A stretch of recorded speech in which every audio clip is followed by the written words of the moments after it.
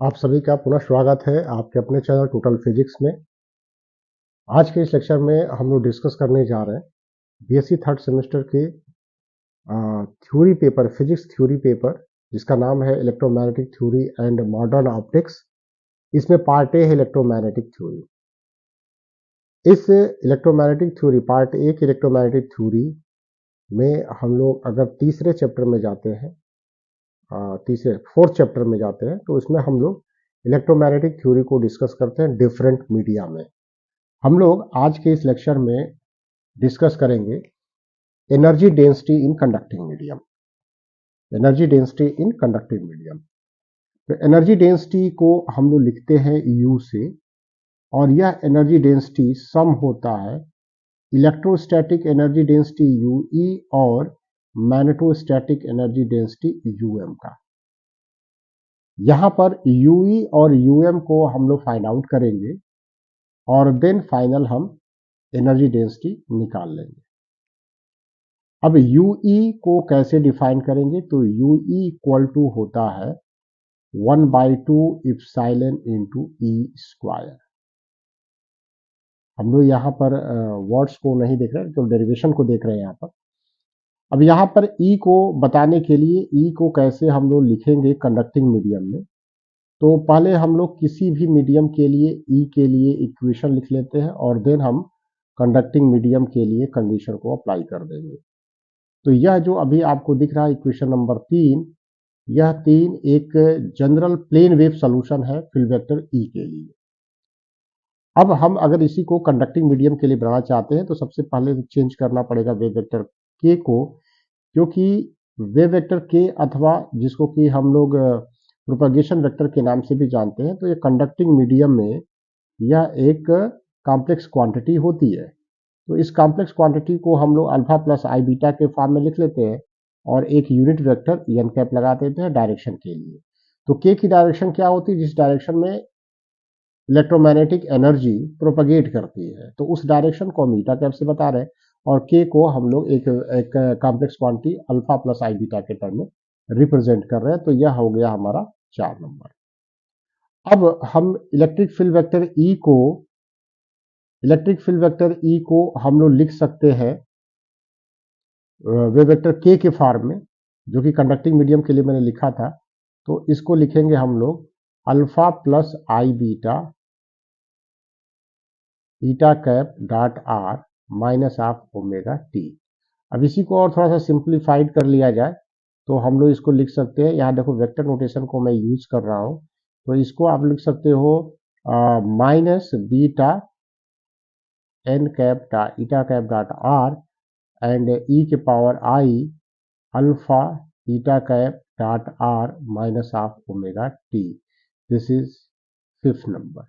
अब यहाँ पर एक एक टर्म को जरा समझ लीजिए, ये टर्म कैसे आया, तो हम लोग इस जिस यहाँ पर एक चीज और समझ लीजिए, आई जो है हमारा, आई जो है, आई क्या मतलब क्या है, तो i equal to under root minus one, under root minus one. और अल्फा बीटा क्या है, तो अल्फा बीटा एक रियल कंपोनेंट्स है complex number z equal to alpha plus i beta में। ओमेगा एंगुलर फ्रीक्वेंसी है, t टाइम है, r क्या पोजीशन वेक्टर है। तो यदि हम इस i को अंदर मल्टीप्लाई कर लेते हैं तो i अल्फा या eta cap dot r minus omega t हो गया, और i इंटू आई क्या हो गया, -1, तो -1 बाहर आ गया, beta eta cap dot are ये टर्म आ गया। अब इसका रियल पार्ट अगर हम लोग इसका ले लें, तो रियल पार्ट क्या हो जाएगा, रियल पार्ट हो जाएगा E equal to E0 E के power minus beta eta cap dot r और cos of alpha eta cap dot r minus omega t. This is the real part of field vector E। अब इस real part of field vector E को हम लोग रख लेते हैं equation number 2 में, और इस तरह से हमें UE का एक्सप्रेशन मिल जाएगा 1/2 इप्सिलॉन E नॉट स्क्वायर, यहाँ से देख सकते हो आप, E के पावर -2 beta eta cap dot r और cos square alpha eta cap dot r minus of omega t.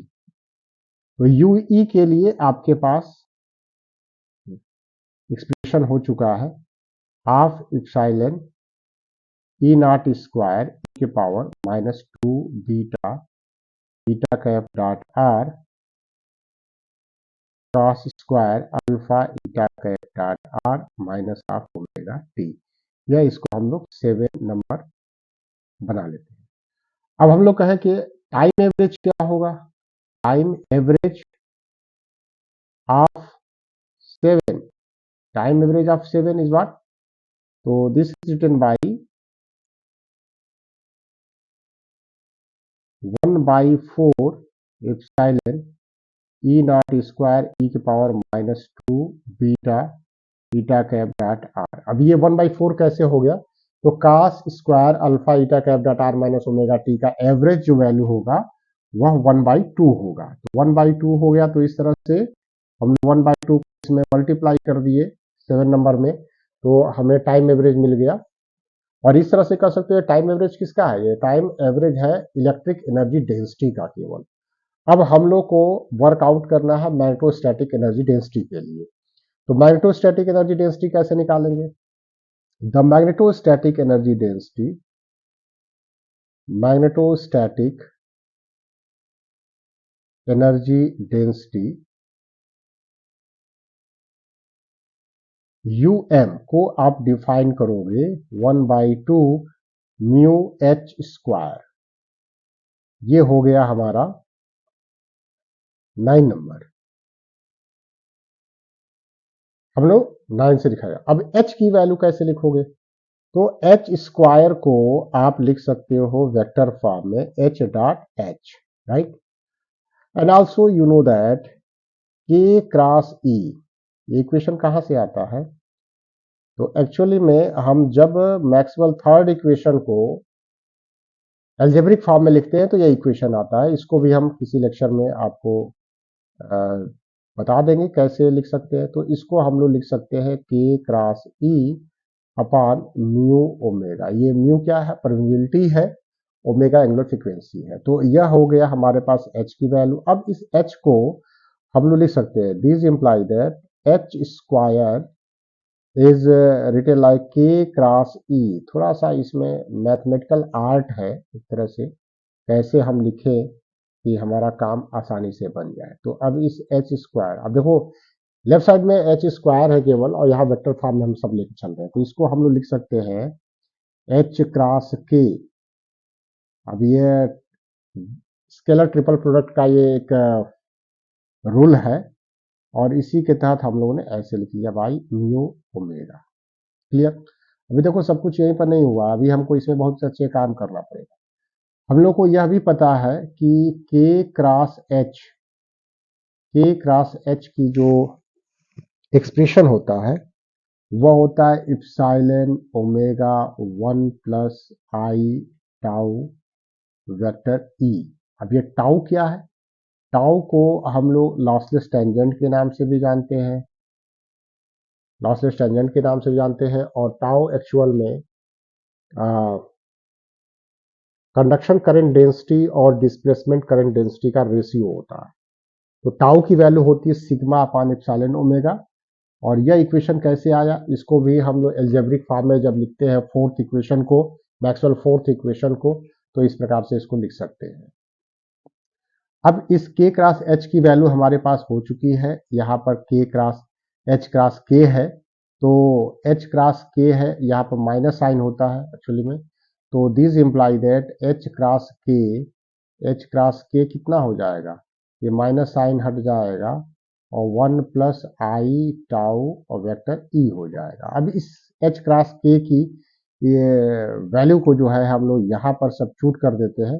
तो this imply that H square is epsilon omega 1 plus i tau E, और डॉट E पहले से था ही यहाँ पर म्यू ओमेगा, ओमेगा से omega cancel, H square equal to epsilon by mu 1 plus i tau E square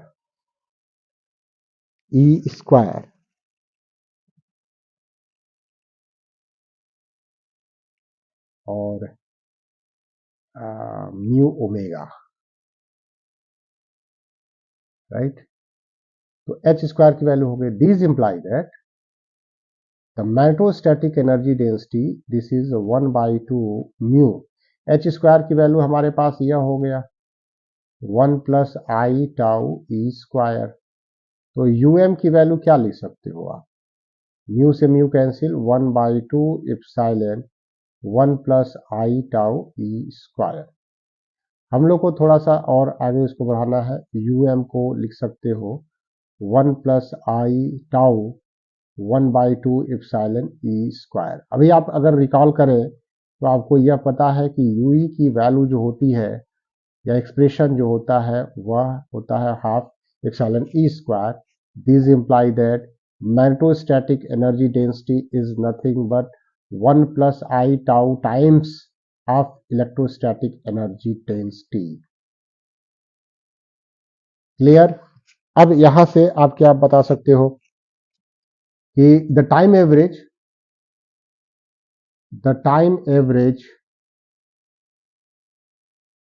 of magnetostatic energy density, magnetostatic energy density कितना हो जाएगा?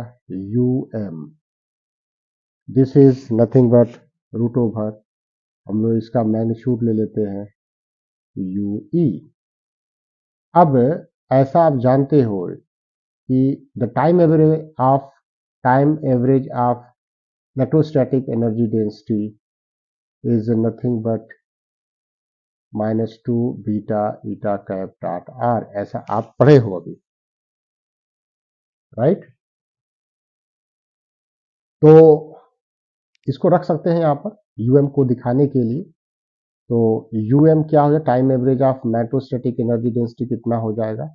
Root over 1 plus tau square and 1/4 epsilon E square e की power -2 beta eta cap dot r. ऐसा हो सकता है।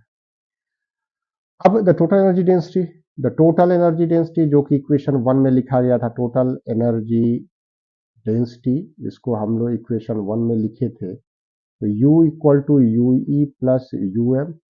Total energy density U का time average क्या हो जाएगा? तो time average, sum of time average of electrostatic energy density and magnetostatic energy density. तो टोटल एनर्जी डेंसिटी का टाइम एवरेज, UE को UE रहने देते हैं और UM को तो अभी हम लोगों ने लिखा है square root of 1 plus tau square UE। और इस तरह से आप कह सकते हो कि यह क्वांटिटी हो जाएगा 1 plus tau square time average of. ये टोटल एनर्जी डेंसिटी का हम लोगों ने निकाल लिया। फिर से वही कहानी है यहाँ पर कि आप लोग टाइम एवरेज